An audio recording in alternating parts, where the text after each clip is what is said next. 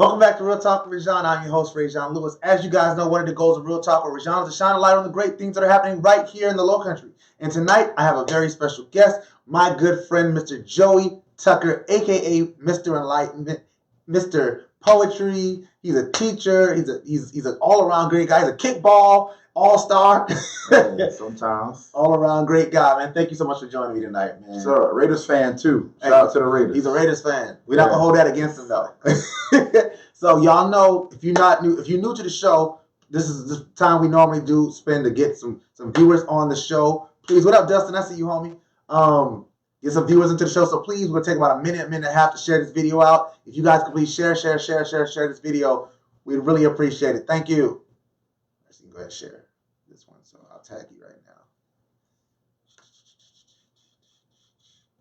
We are live, baby. Open it up. Go ahead and share. What's up, y'all? What's up? Thank you so much. We're going to share this out so you guys can have a nice audience for Mr. Tucker. Yeah. Thank you so much for joining us tonight. Put this on my Mr. Enlightenment page, too. Yeah. What's going on? Hey, Karen. See, Karen liked the preview, so hopefully she's coming in. What's going on? What's going on? You can try and get some numbers. Yeah. What's the record right now? 3,000? Live 3,000. Yeah. Ooh, who is that? Katie Dahlheim was a lot. It might have been I think it might have been Damon. The one that I did with Shakim and them got a lot of numbers. It did crazy numbers. I might be able to get 3,000 after the fact. All right. Hey, that works. Join me and Joey Tucker. We'll be getting started in just a minute.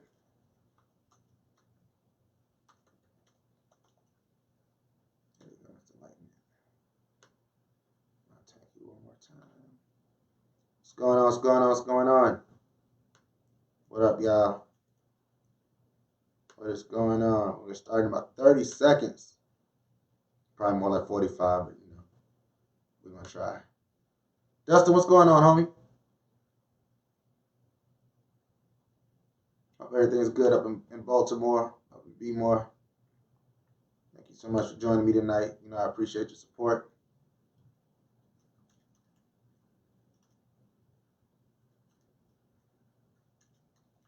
I'm trying to get my tags right.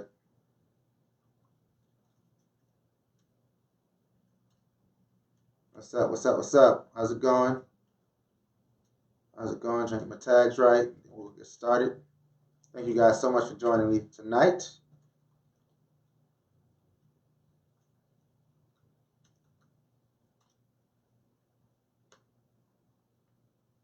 All right.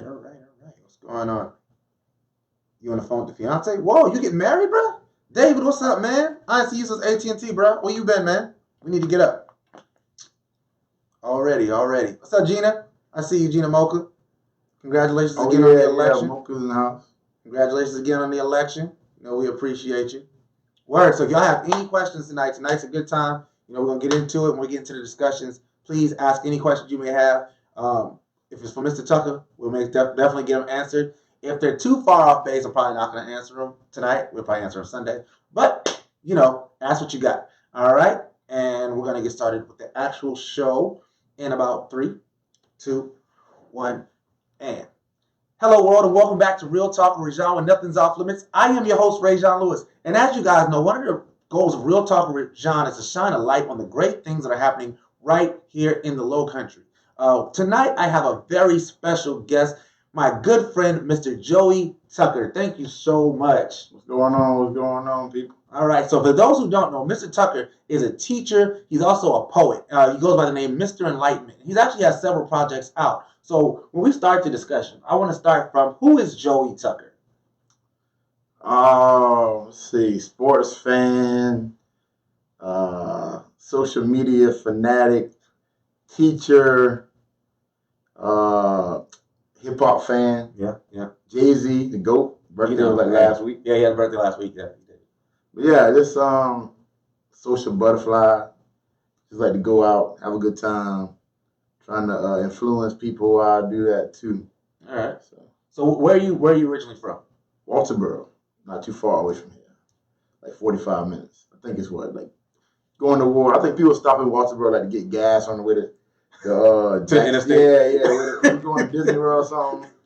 You know, you stop in Walterboro and get some gas or something. Go to the Huddle House or Waffle House. Okay. Yeah. So what led to you becoming an educator? What made you decide to become an educator? Well, basically, like my dad's like a landscaping business in Walterboro, so it's like sometimes weekends I'm out there, you know, going hard, cutting grass, got the weed eater going, stuff like that.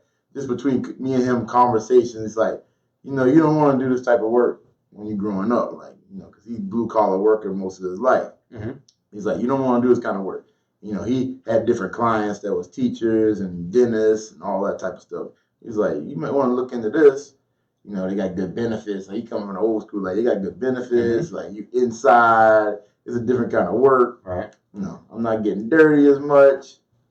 So I was like, I'll look into it. Because I was like maybe I was a senior in high school, freshman in college when we had this conversation. Mm-hmm. So I started taking an education class. And I did pretty good in it. So I was like, I'm going to look into it and do some more. And I started making pretty good grades. At the time, I was kind of like football player, full-time, mm-hmm. college student, part-time, whenever mm-hmm. I had time to open up a book or whatever. So I started doing better and making better grades in these education classes. And I was a pretty creative guy, I thought. So I was like, yeah, it's right up my alley. And I was starting to get the hang of the teaching life. So, you know, here I am, 14 years later. Wow, 14 years later. So, and we can definitely delve into the stuff about the education as far as, you know, you're interested in going in. But I don't want to make that the focus of this interview. But if you're interested in going there, you know, we're both black male teachers in the classroom. You know, that discussion. Years, man. I say, we can talk about the story how we met. Now. Yeah. Indeed. So you got into the classroom. Let's talk about. So you went to Presbyterian, of course. Presbyterian College. Go up. Was y'all the Blue Holes? Blue Holes. Yeah. That's still the weird. Shout out to Mel Gibson in Braveheart. Think about Mel Gibson when he was about to go out to battle. We actually came out to the battle scene. Okay. That was our thing. All right. So think about Mel Gibson and Braveheart. So I know it doesn't sound intimidating, but think Mel Gibson, Braveheart, when he about to go into battle with his people. Scottish soldier. It's a Scottish soldier. Okay, so you get into the classroom. So you finish, you know, at Presbyterian. You get into the classroom. What are your first thoughts, like your first year? What are some of the things that you noticed, like out the bat, just walking into the classroom? It's a totally different thing from like the undergrad, because undergrad's like controlled environment. It's like now I'm in it. I'm spending late afternoons, late evenings trying to figure out what's going on. Like I had an idea, but not really. Trying to find the way you want to teach it versus how everybody else is doing it. Trying to find your way, what works for you, what doesn't work for you. You know, trying to maneuver, you know, the relationship between parents and you and the kids, and trying to get everything done. Word. And I can understand that definitely. I pretty much feel the same way. So what do you think, because there's a lot of discussion about the need for more African-American men in the classroom. What do you think keeps black men out of the classroom? I think it's the money situation. I think is a lot of problem. Like people just don't. It's not like a lucrative career. Like we go to college, we trying to, you know, be successful. Consider be successful, make money, provide for the family, this and that. I think most black male teachers came into teaching because of the sports. So he's like, I want to be a coach. Or I gotta teach to be a coach. So that's like, you know, if you see a black male teaching, usually he's a coach. Okay. At that point. That's what I see right now. I just came from the aspect of I've heard that when I was undergrad, it's like black male teacher, you know, like that's in demand. So I was like, all right, cool. A lot of people that I was hearing graduating, like the few, you know, a couple classes before me, people were getting jobs, wasn't even in their degree. So it's like, I can get a job fairly quickly, and it kind of suited my strengths anyway. Like I said, writing was my thing. Like I was an English guy coming through school, being creative. That was kind of the thing that lured me into teaching. It's like, boom, I can teach this lesson how I want to teach it as long as I'm addressing the standards. Like, right. That's kind of brought me into it. All right. So so the creativity piece of it is something that you enjoy about it. Yeah. Like it's more than one way to do something. That's what it really is. Like I can do this any way I want to as long as I can get the goal of mastery or the skill taught. Like there's no one way to do it. That's what one of the things got into it. So do you feel as though, as an African American male teacher, that you make a bigger difference than maybe other teachers do? I feel like I can. It's like I hear from a lot of people like I've never had a male teacher in general, and then it's like I definitely never had a male black teacher. So it's like it's almost a catch-22. Like I had this frustration too. It's like I get you're the cool guy, you're the friend vibe, I listen to some of the same music as you. Yeah, I like sports.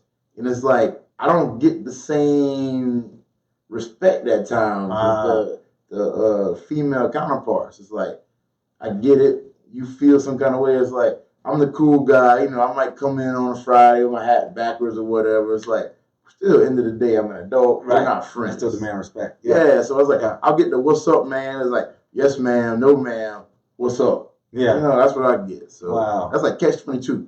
But it's like, it shows them it's like, all you hear from the young guys coming up, which I was the same way, where you want to be. I want to be a football player. Then I realized I'm only 5'10", and then they're not giving up $1 million contracts to 5'10" offensive and defensive linemen. So I was like, I got to have something else. So I'm trying to tell them, like, it's good to play sports, have that backup plan. So it gives people another way. It's like, oh, you're a teacher. That's a good job too. Why didn't you go to the NFL? I get that question. Why didn't you go to the NFL? I was like, well, it just didn't work out for me. Yeah. So I had to have something else. Less than 1% of the people who play football go to the NFL. Exactly. Like it didn't work out for me. Trust me, I would prefer to be out there on Sunday playing somewhere, but it didn't work out for me. So now I'm here, and it's like trying to get through to them.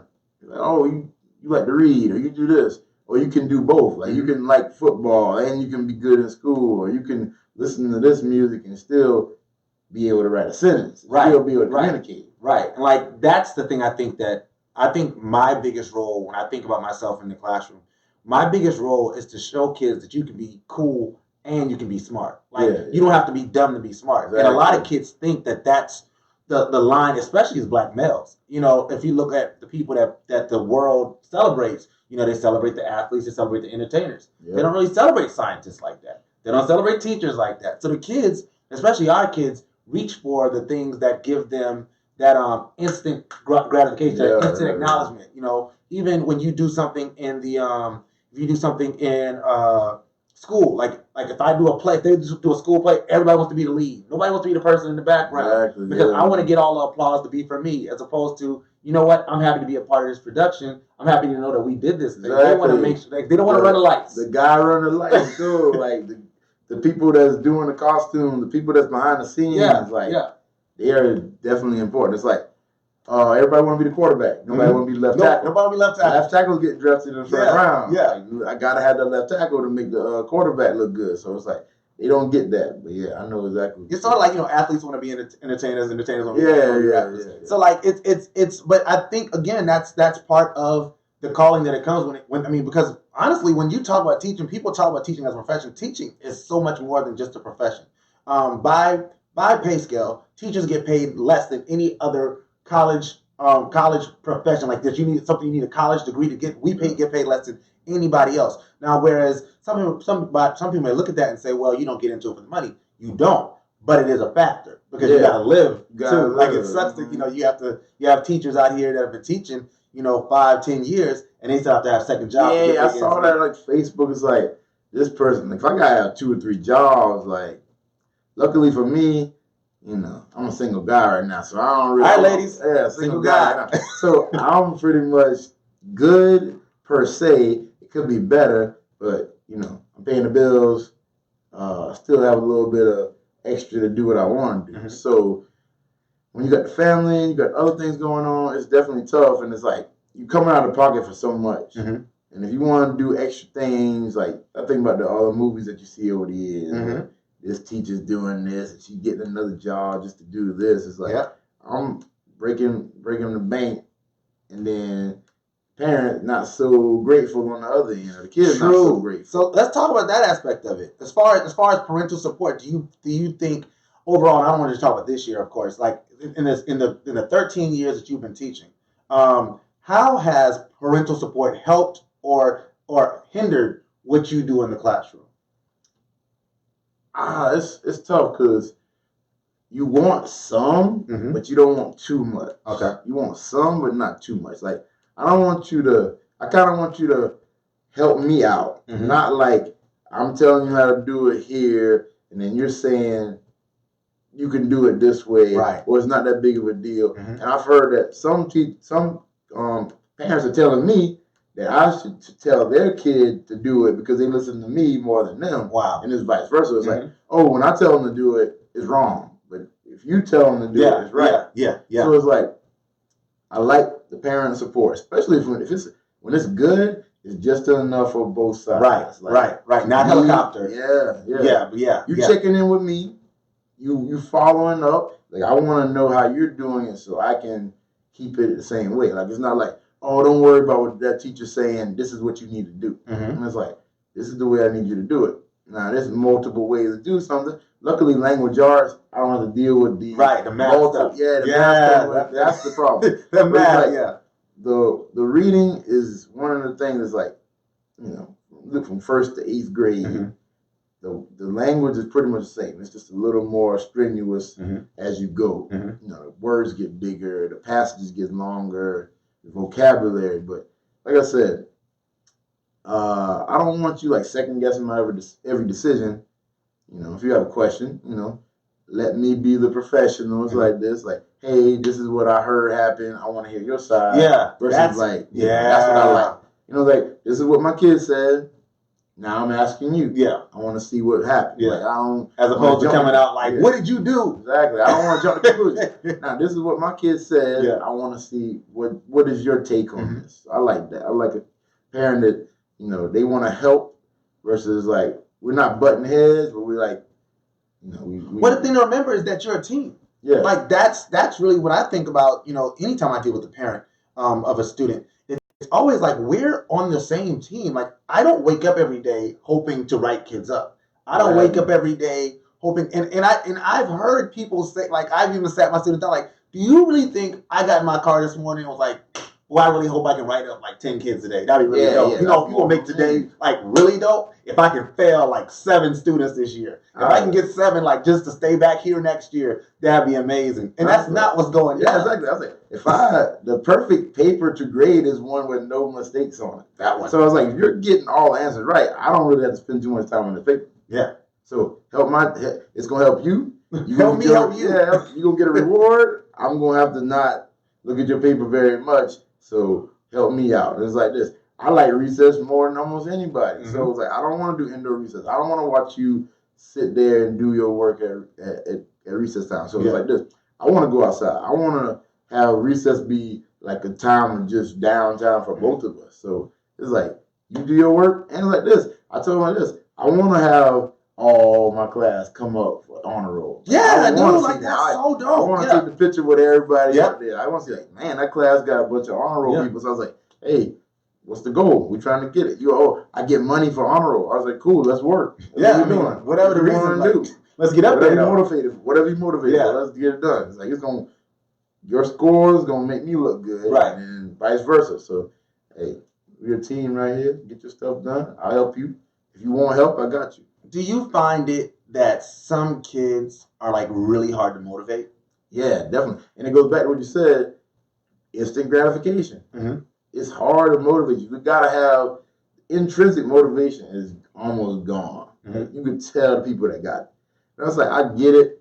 I was one of the few teachers that when they were young, I wasn't like in my living room. Nah, like that's me. I wasn't teaching G.I. Joe math lessons. I was not. Like I was playing my Nintendo. I like It's like, you play Fortnite, you a gamer? Like, not now, but I was a gamer back then. Like, I was on the video game all day. Yeah. You know, I played outside, but I still played my video games. Like, I was just a guy that's like, so for example, recess. Recess was everything to me. Mm-hmm. So if you took recess away, I'm trying to get that back. Like, I don't want to sit on the wall. I don't want to just watch everybody else have fun. So I was one of the people like, you take something away that I like, I was able to respond. Like, I've seen kids like take away everything. Like, literally, I've heard kids, they don't have anything in their room. They don't have the TV. They don't have the laptop. They don't have anything except like the bed and a book, something like that. And they're still okay with just not doing anything. Yeah, so it's like, I'm good. Intrinsic motivation is gone. I mean, you got to have a little bit of motivation. I want to help you. Like, we got so many things now. Like, kids have so many rewards now. So it's like, the rewards are there for you if you want it. Like, I wasn't getting that much for a good report card. Right. It's like, this is what you're supposed to do. So it's definitely hard to motivate people, and you can see some more than others. I get it. It's like, some people, that's why I like my age group, because high school kids, you don't have recess. You don't have recess anyway. What are you going to do? Middle school, getting away from us. No. Elementary, you taking recess away from me? That like makes half of the kids do better. If they don't take away recess. You want to, if you're allowed. If you're allowed to take away recess. If you're allowed. Yes, people, it's a frowned upon practice. Just want you to know in case you wonder. Yeah, so whatever works for you. Like, I talk to the parent, and that's where the support comes. Yeah. All right, so if you're not doing it in class, I need the parent or guardian, whoever. All right, you're not getting your work done. Take away the video games. Take away the iPad. Take away the phone. Yeah. So whatever motivates them, you got to kind of do. And it's like, it's tough. It's like, it's so easy for you to let them, like, I've been working all day. I don't feel like doing what I can just let you get your way. And I see so many kids, like, they know if they ask you over and over again, eventually you're going to cave. I tell them like, I am not going to just give in to what you want. Like, I'm not that guy. Yeah. I was like, it might be even worse if you keep doing that. Like, I'm stubborn in that aspect. It's like, if you keep asking me over and over, then you're definitely not getting me to change my mind. True. I was like, I will definitely not change my mind the more you ask me. So it's like, they know how to get it. It's like, you want to hear, I guess it comes with the territory. Now, I'm so used to hearing people complain and this and that. Like, I just know, like, I just go about my business. Like, they'll stop eventually. True. So we got Justin Rose, my homeboy out of Baltimore. He's actually from here, but he lives in Baltimore now. He's actually going into his clinical. Next year he's gonna be a teacher. And he had a question about, do you have any suggestions for a student teacher? I know I have some. I'm gonna let him go first. Suggestions is, I guess, like, be more hands-on. Like, it's so many opportunities for you to sit and watch. Just like, be hands-on. Work with the kids as much. Ask the teacher. I know when I was a student teacher, like I said, I didn't have that much free time, or I didn't maximize my time when I should have. Like, I didn't, after I did my lesson or after I observed, I got my little time checked off and I was out. Like, be in the moment, ask questions, get in there. And she allows you. Maybe she wants you to sit, or he wants you to sit. Just try to get as much information as you can, because at some point it's good to watch, but then if you can help, get out there and do it. And you're going to see, this work with this group of kids, and when I did this, they were receptive, and when I did this, they weren't.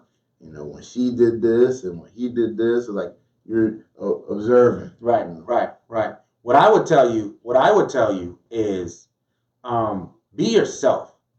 Always be yourself in the classroom. Don't go in the classroom and try to put on this character, because you can only just like in any relationship, you can only maintain a character that you create in your for so long. Even actors, they play characters on television, but when they yell cut, they get to take that character off. Right. In the classroom, that person that you're pretending to be, you have to be that person all the time. So don't pretend to be a person.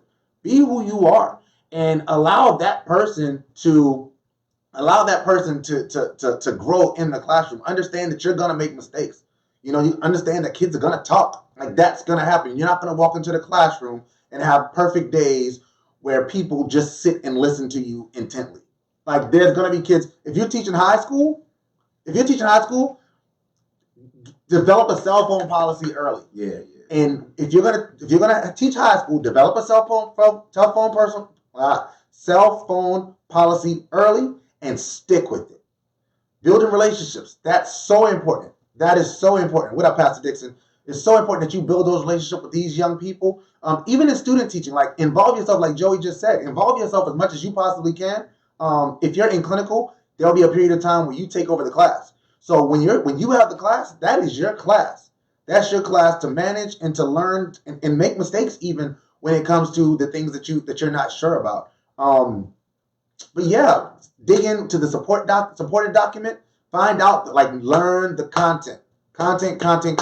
Because kids know when you don't know what you're talking about, and they're going to take it out on you. Am I? Yeah, especially if it's the older group. Yeah, like just definitely have like a way. And I've seen technology is like king, but be ready for the day when it doesn't work. Yes. Be over prepared. Like when you go, I remember I got a negative comment when I was doing this. Like he's like, my lesson was like super short. Like when I wrote it down, I thought it was gonna be certain length, and then I went through it, and it was like the idle time. Like I needed more. So have way more plan. Be ready. If the smart board goes out or internet's down, what are you gonna do at that point? Because class still gotta go on. Yeah, and Gina is great, making some great points. She said, build relationships, watch mannerisms, and get to learn them. Learn that every child is not the same. All right. So me and a student were having this discussion in the hallway. Like fifth graders are so interesting. But I was having a discussion walking down the hallway with a student, and she was like, "Mr. Lewis, do you treat us equally?" And I told him, yes, I treat you equally, but I don't treat you the same. I think of it much in this way. They talked about Phil Jackson when he coached the Chicago Bulls championship teams of the mid-90s. And they said that Phil Jackson treated each player equally, but he didn't treat them the same because they weren't the same. You had Michael Jordan, who was a very high-strung, driven individual. Then you have players that like B.J. Armstrong or John Paxson, who were just happy with whatever came their way. He couldn't treat them the same. Same way in the classroom. You're going to have some students that need more of your attention. Right, they need you to big them up more often, and they need you to like if you do have to redirect them, don't do it in a way that seems like you're calling them out. And there's some students that they need you to call them out in order for them to realize, like, oh, I'm messing up. Let me figure it out. But you have to figure out that relationship with your students. And when you have a relationship with your students, you'll know the balance between that. But that's really comes with the time that's outside of just when you're administering learning. Like you have to deal with them outside of just that. And the only time you talk to your students is when you're teaching them new information. You're probably not doing that great of a job because they don't know who you are and they won't trust you. Just being completely honest. Yeah, it's tough. Like you're a teacher, psychologist, therapist, all of that. It's tough, especially when you got so many kids. Elementary school, you definitely want to know them more, I think, because you were with them, at lunch. You hear the conversation. At recess, you hear the conversation. And then we do a lot more sharing times. Like, I don't think I knew my teacher at all when I was there. I don't think we ever really like shared personal stories. Like some people just share them willingly, but now it's like, hey, what's going on? Like, what'd you do over the weekend? Like, this is like a time for to do it. I don't think we did that as much when I was growing up. So you knew what your teacher liked somewhat based on how they decorated their room. Maybe you talk sports with them, but I really don't think I knew my teachers like that. I don't either. And that's one thing that's actually something I take into the classroom with me, like just like intentionally is like, I want to know what's going on with them because then once I know about them, like once I establish with them that we do have a relationship outside of me teaching, they open themselves up to me more. And they're really more willing to take criticism from me as opposed to somebody you don't know. How many times have you heard a person say, well, I failed that class because the teacher didn't like me? Yeah, I hear that all. You know what I mean? Like you hear that. So, and I always tell them like, nah, like it's not a matter of a teacher liking you or not liking you. There's no checkbox in the grade book for how much do I like this student. Yeah. It's really what you do. But when they feel that, they're more willing to accept that criticism from you. So you and a teacher across the hall that doesn't know them can both tell them the exact same thing, but they take it from you because you talk to them. You have that relationship with them. And on the other hand, I think certain people just you can't win everybody over. That's true. I realize that Yeah. you cannot win everybody over. So, like I said, be you. Mhm. Do what you can. Reach out. Some people gonna be. They're just not gonna want to open up. They're Don't not force gonna want. Yeah. Some people are gonna be willing. Like some people gonna tell you everything, even if you don't want to know. Mhm. Some people they're just gonna be not willing to share. It's like don't take it personal. Do what you can. Okay, we got a good question. All right, so Rachel Lee says, create a sense of community classroom. She also said, hey, earlier. Oh, what's up? How you doing? How you doing? She teaches work? Yeah. Well, I don't think I know. Okay, yeah. Create a sense of community. Yeah. So Dustin asked, he has a question based on material and a video he would show in 11th to 12th grade class. Have you seen I Am Not Your Negro? That's the James Baldwin joint. I've been meaning to watch it. I haven't watched it yet. No, I haven't seen it. I plan on teaching history without whitewashing it as much as I possibly can while following curriculum. How do you guys feel about teaching controversial issues in the classroom? I'll let you take that first, and then I'll come after you. It depends on the makeup of your school, I think. It depends upon the makeup of your school. I would shy away from the controversial. Your grade levels, you said 12th grade. I think you can, 11th, 12th grade. I think you can do that more because they're able to handle it. Elementary school, I would definitely base it on my makeup of my class. Demographics, definitely. But I would definitely run it by admin too, because like if they're not on board, it's gonna be kind of hard. They're not gonna look. They're not gonna back you when a problem comes. So I was like, run it by them. This is what I want to do. I wouldn't just go out and do it because once they get complaints, it's like, I can't defend you because I didn't know anything about it. Right. So you gotta like, don't try to do your own thing without having the backing of the faculty, especially the superiors. You got your admin and stuff. Fact. So definitely check with them. That's great answer. Great answer. I would echo that. One, make sure that you have a good relationship with your admin staff so that you can go to them and say, hey, I'm interested in showing this movie. Depending on the context, I Am Not Your Negro could be a great idea or a terrible idea, depending on who your administration is. But you want to make sure that you do present something like that. Like that would be a very controversial issue. I deal with anytime students bring up Donald Trump in my classroom, pretty much the exact same way.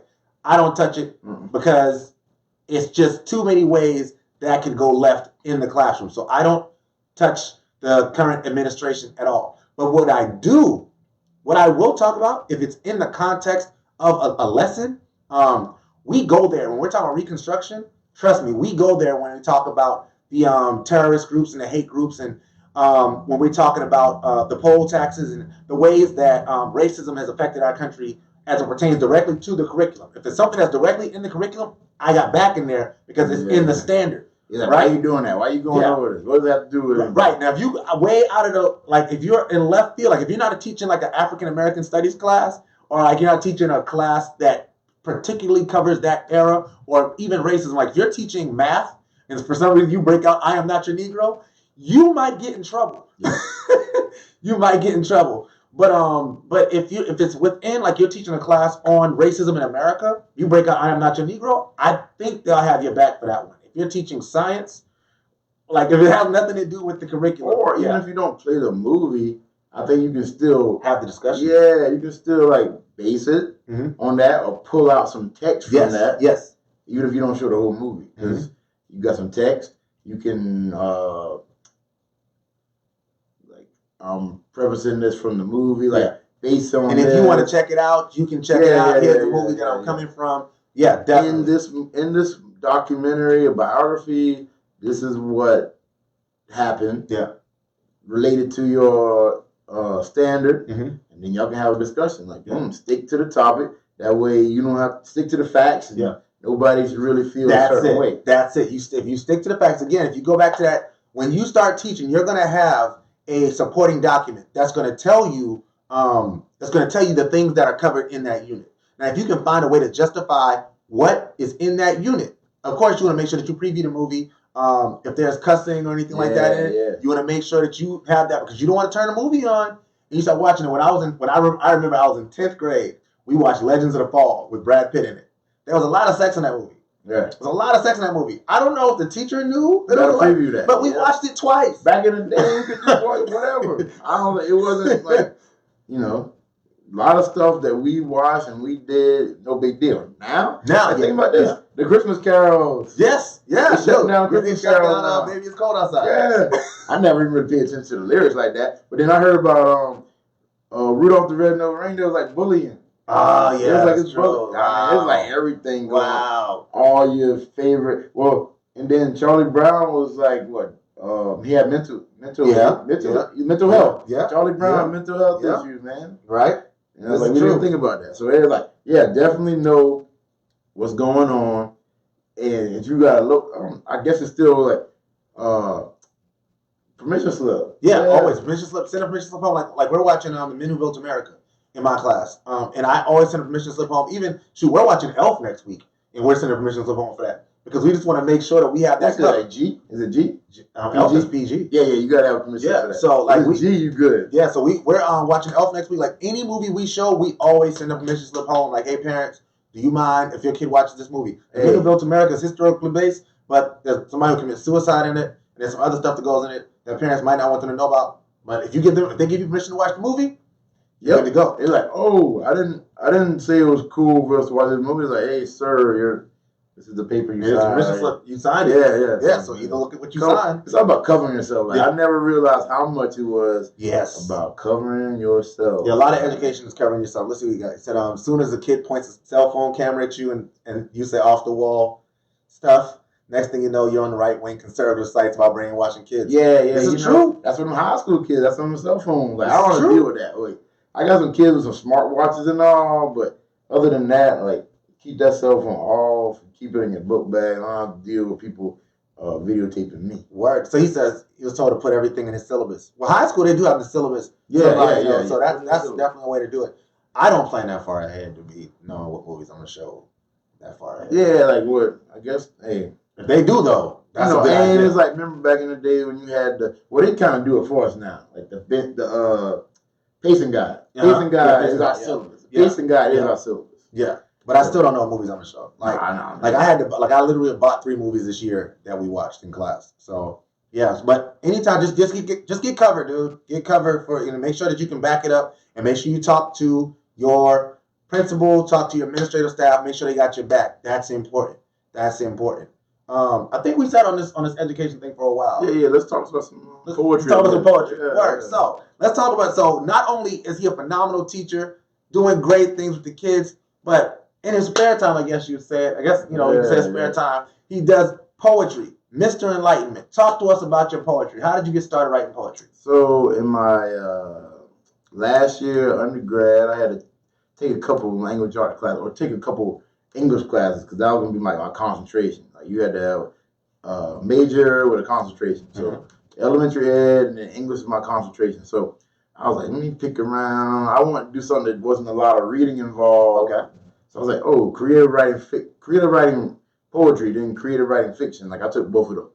Creative writing poetry. In that poetry class, I kind of bumped heads with the professor because he wanted everybody to write like him because he was a poet himself. But like overall, we had to put together a portfolio, like 25 poems. And, I put that to the side, graduated, had those poems to the side, went through some relationship issues, started picking up the pencil again, pick up the pen again, started writing.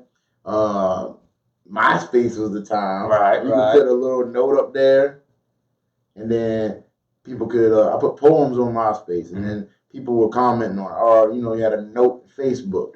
People were commenting on it. Maybe it was making the friend feel good. Yeah. But then this other poet, like a mutual friend, he was like, you ever thought about trying to make some money off of poetry? It's like, you're getting a lot of interaction. You got a lot of people thinking it's good, for whatever reason. Maybe it's just their friends, maybe your friends will support you. Yeah. I was like, cool, let's put it together. So he was, maybe he was gassing me up because he was putting together poets chapbooks is what they call it, little collection of poetry. He was putting together that for a fee. So I paid him, we put it together. My first collection was out there. It was like 2009. Wow, 2009. Wow. So what? I know you said your style was different. I of course I worked with you on the not Mr. Kilowatt. That was Worth My Weight in Watts. Worth My Weight in Watts. Yeah. So I worked on that with you, and that was definitely a pleasure to do. Your style is definitely different than most poets. What what helped you develop your style of poetry? I think it's hip hop. Like I'm a hip hop poet. Yeah. I'm not a rapper. It was like, matter of fact, it was like, why don't you rap? I was like, I don't want to rap. Plus, I'm 37, and yes, you Hove, you ain't really popping right now. Right, you got to get in there way early. If I didn't break in, and it's kind of late, so I was like, I can be a poet. Langston Hughes, older poet, like Maya Angelou, like you can do that. You can do poetry till you're 107. Yeah, you can do that. And it's like people don't look at you crazy. Yeah. Like, oh, you want, you know what I'm saying? If I come up to you like, hey, I got a spoken word CD, you want to check it out?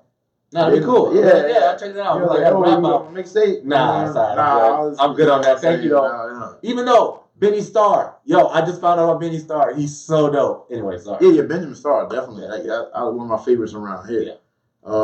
Like I said, I listened to, I was I grew up in South Carolina, but my biggest influence, I was a Source magazine, New York rap. That was the foundation for me. Yeah. Wu-Tang, Nas, Jay-Z, Biggie. I would just sit there and listen to their words, and I like the way they put it together. So I don't know how I became decent at putting words together. Maybe it's just listening to those guys, and I was able to do it myself. And everybody wanted to be a rapper. It's like teacher said you can write a poem or write a rap, so I did that.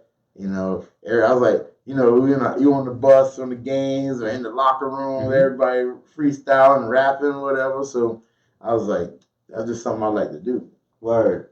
So I took that, and I was able to I guess the creativity, a teaching that brought me to teaching is I was able to take something and just make a comparison, like a simile or extended metaphor, and it was I was writing poems and people were like literally feeling bad for me. And I was like, that never happened, but it was, I'm glad you think it did, because I was writing from a person's perspective. Yeah. And it was like, oh, I'm sorry that happened to you. I was like, it's not a true story. It's not a true story. Yeah, but I'm glad that you felt like it was. So it's that's cool. Word. So of course, before you leave, before you go, you gotta do some poetry. Yeah. You can do something. But So how many projects do you have? I mean, you mentioned the one in 2009. All right. So 2009, I dropped a little collection of poems, self-published, put it together, sell it at the Trump type stuff. It's called Wallets and Purses. I called it that because, let's say you got a wallet, you got a purse. We all got our essential things in there, but if I dump my stuff out, you dump your stuff out, there's going to be some differences there. Right. We all got a wallet. We all got a purse. We got the essentials like this. You read a poem, I read a poem.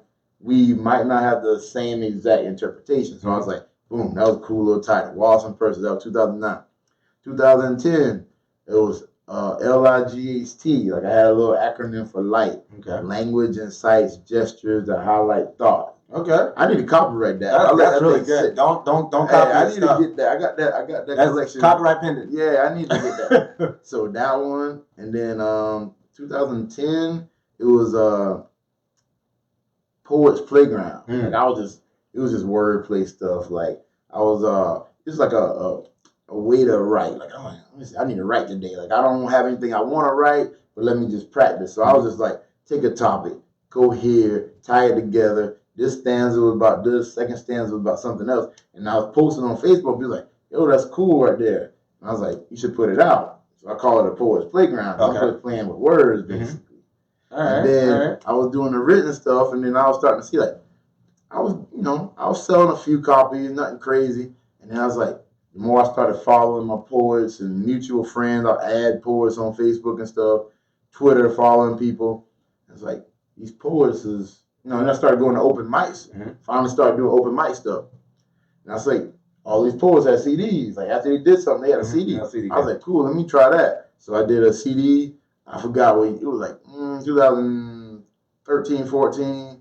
It was, I started doing the light theme because I was Mr. Enlightenment, Kilowatt Poet that's my little social media handle. I was like, let me go light. You know what I'm saying? A big influence, I don't know if you know about them, but everybody else is not a big New York hip hop fan like me. EPMD. Right. They had business in every CD or every title. So I was like, cool, I'm going to try to put light in every title or something similar to that. So I did Worth My Weight in Watts. That was the first one. and then I did Summer Solstice. Okay. Like last year, Summer Solstice. So it went with the shining of the light. Summer Solstice is a day where it's the brightest day. Yeah. So Longest day, yeah. So I got 2 CDs, 3 little mini publications of books. Word. So where can they get your stuff if they're interested in getting it? Right now, you just gotta hit me up. Like I'm not fully online like that, but there's a couple places you can check out. Actually, I did put my stuff on social, like the streaming sites. So Okay. I got all like my you look up Mr. Enlightenment on Spotify, SoundCloud, Google Play. I don't know, not on Tidal yet, but I'm trying to get there. But all the streaming sites, like all of that black on right there. So what's free? What's free? All of that. So Mr. Enlightenment, you look me up. I got my 2 CDs where you can stream it. Stream it, share it, add it to your playlist. Word. And if you enjoy it, the production value on Worth Your Wait and Watch, you can holler at your boy. I've been out of the game for a while. Actually, your project was the last one I did. Yeah, man. So you know what I mean? Scott Storch in the booth. You know what I mean? Little something. But okay, so we talked about education. We talked about poetry. Now we gotta do hit them with a couple pieces before we get out of here, man. All right, and also plug in the Be the Light right here. So Be the Light. It's like my new slogan right here. Be the Light. And it's, and if you've seen the Thomas Edison is my homeboy. Thomas Edison is my homeboy. I should have worn mine tonight. I don't know why. Yeah. So Thomas Edison is my homeboy. You see that shirt around town? That's me. Holler at me. Hit me on social media. I can get you one. Be the Light sweatshirts right now for the cold weather. Get at me. So I'm gonna try to be a walking billboard for myself. Word.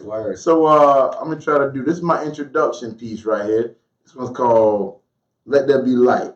So I start every poem with lights off or lights on, and then I end it with lights out. All right. So this is called "Let There Be Light." Lights on. I remember when Mom used to call me home before the street lights came on.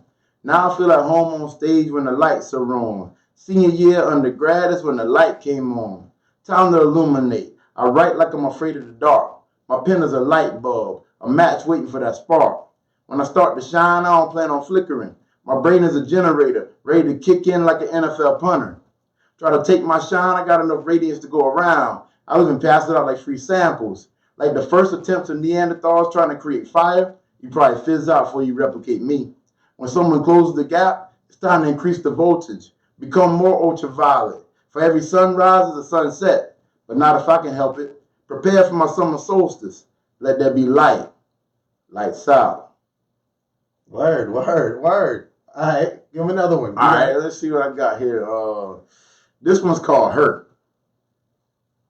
Lights on. When I'm around you, babe, my self-control is a 4-3 defense, and my heart is calling Kaepernick. Good luck slowing it down. Like the 49ers that travel west, I found my gold. Too valuable to spend, so I keep you in my pocket.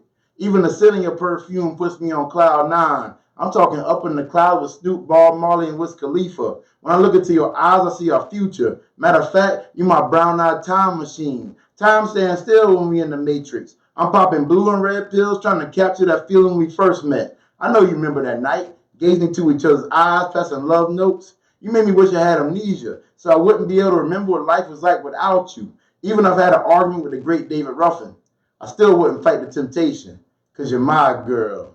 Lights out. Yeah. That's like, yo. So, Mr. Enlightenment, Joey Tucker. You want to get one more? All right, I got one more. I'll get one more. Yo. So, Mr. Enlightenment, Joey Tucker. If you didn't know, you know now. At Kilowatt Poet social media. All right. Kilowatt Poet. All right. Hit it with another one. Go ahead. Let's see what I want to do right here. Let's go with this one called Shout Out. Nah. You do a shout. No, do the one. The car one. Oh, I remember. That's not one to memorize. Right. That's cool. Yeah, but that's coming though. That's coming though. I got a few that I memorized from my open mics and stuff. All right, so let me do this one. This one called Shout Out. Yeah. Lights on. Shout out to the tape decks, the boom boxes, the Richard Pryors, the Red Foxes, the George and Wheezies, the Sanford and Sons, the Raisin in the Sun. They used to be grapes. Shout out to the pictures of grape Kool-Aid on summer days. Life's better when you make it sweet. Shout out to the bishops, the old dogs, infatuated with the juice. Life's trouble speeds are anacondas. Shout out to the snakes, the rats, the pests, the ones that try to ruin happy homes. Shout out to the homeboys been down since day one, the ones that hold you up when you're down. Shout out to gravity for keeping us grounded, for those getting their hands dirty working a 9 to 5 for that clean money. Shout out to the accountants calculating the digits. Shout out to the club girls giving out them digits in exchange for free drinks. Shout out to the thirsty ones. May your need for attention be quenched.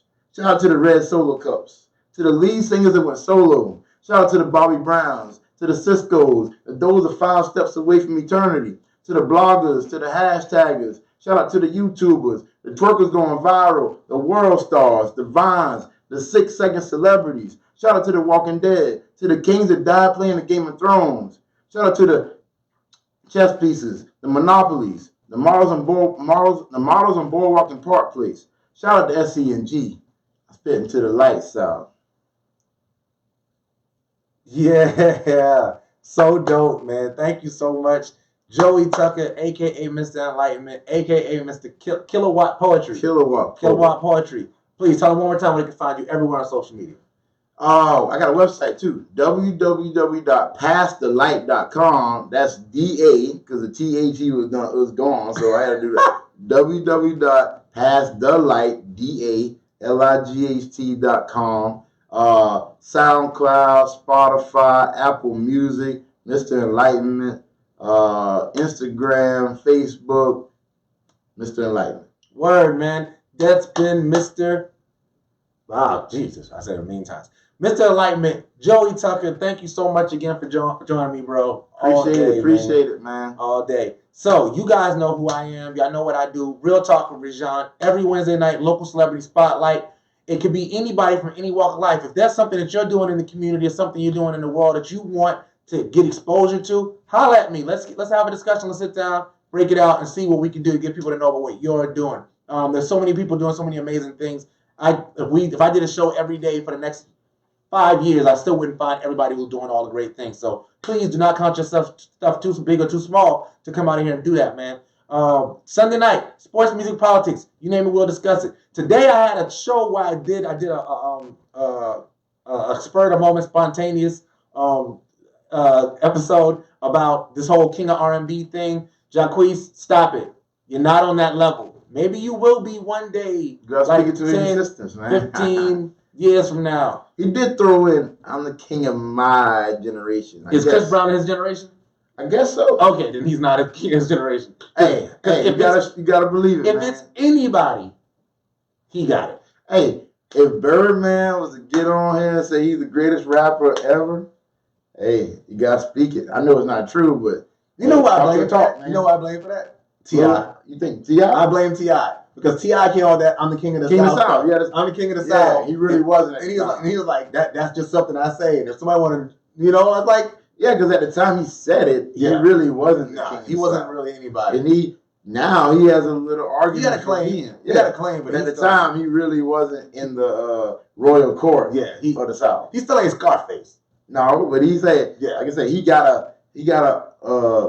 We can sit around and talk. He got a claim. Yeah, he got a claim to it. Back when he said it, argument for it. Yeah. I don't know which album he said it, but I know it wasn't. He said it on the second album. He said it on. I'm serious. He said it on Trap Music. Trap Music. All right. So back when he was doing that, he was not the king of the South, but hey, hey, talk that talk, man. Talk that talk. But like I said, man, Sunday night I will see you guys. Please join me 7 p.m. It's a lot going on. Apparently, Michael Cohen just got his time. So all day we're gonna be talking Trump Sunday. I'm not gonna make it a Trump episode, but we are gonna be talking Trump and that kind of stuff. But at the end of the day, no matter what you talk about, no matter where you are, no matter who you are, if a man doesn't stand for something, he's bound to fall for anything. But that's real talk. I will see y'all. Hold on. Anything you want to say before we? Be the light. Be the light. If a man doesn't stand for something, he's bound to fall for anything. That's real talk. I will see y'all on Sunday. Peace.